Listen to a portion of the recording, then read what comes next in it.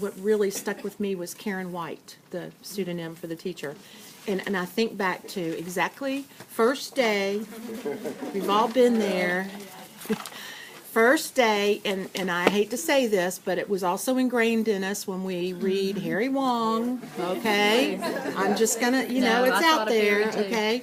We've been ingrained that, okay, we gotta get those procedures and everything in place. So I knew when you were reading it, I was reading it going, oh, how do we change it?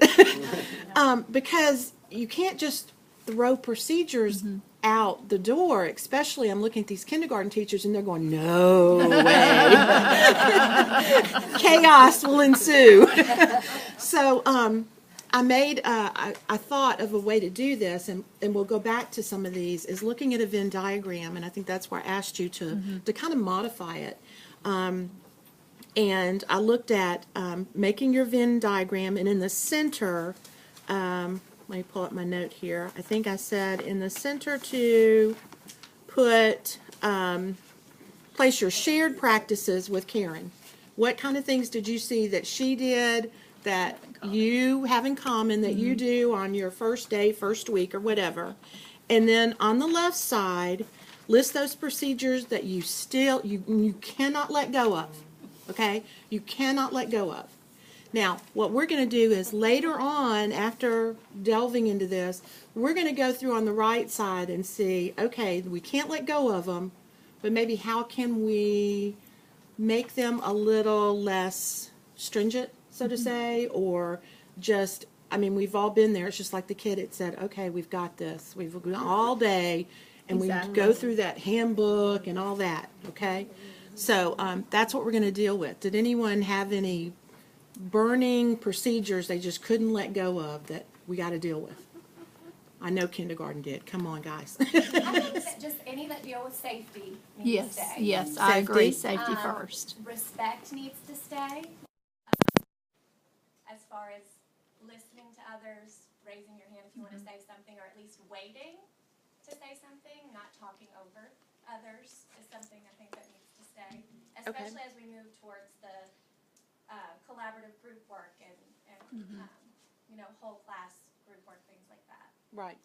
The rules that would keep order, like keeping things from getting so chaotic, but just the rules that keep the order in the classroom, not necessarily the procedures.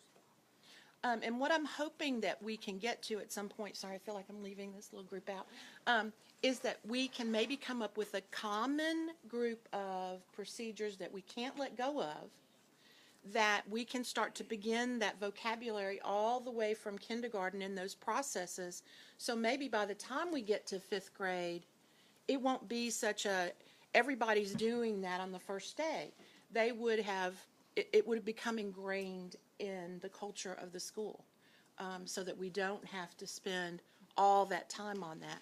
And if you think about it, by doing what we're doing right now, developing that culture of thinking and developing the common routines, the kids are going to know, once they are introduced in kindergarten through 5th grade, they're going to know how to do it. They're going to know how to be engaged.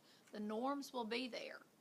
And the new kids that we get will soon see what the others are doing and will more than likely want to copy what the norms look like, because they'll want to fit in like everybody else.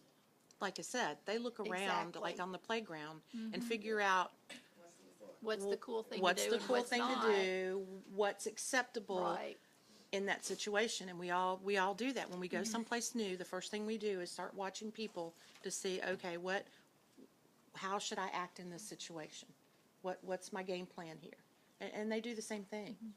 So, and if we all have that same type of language, that same type of acceptance, and then